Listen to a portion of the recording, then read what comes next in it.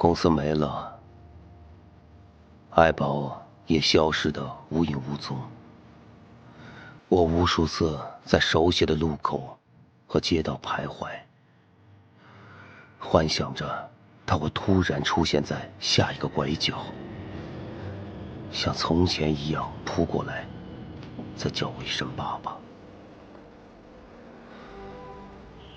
从路口到地铁，从楼道到房间，人潮汹涌地流过，我竟然是那么的孤单。日复一日的徘徊，时间就这样轰轰烈烈地流过，连一点痕迹都没留下。生活到底是什么呢？让人无助又迷茫。慢慢的，我开始怀疑自己所寻找的一切，它究竟有没有发生过？就这样，在痛苦和矛盾中，我不停地挣扎着。终于，在这么一天，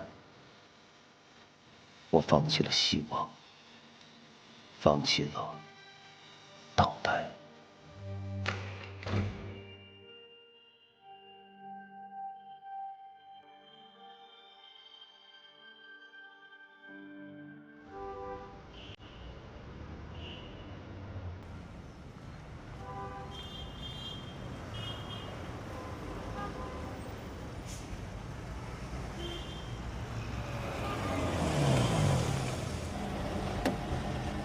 师傅，西直门。哎，好。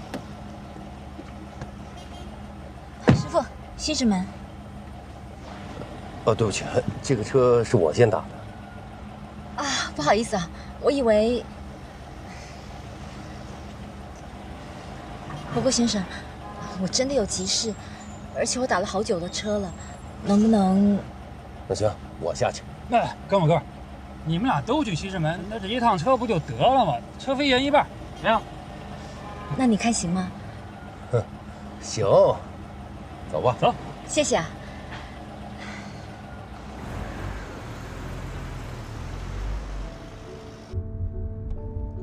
小姐，您去哪儿啊？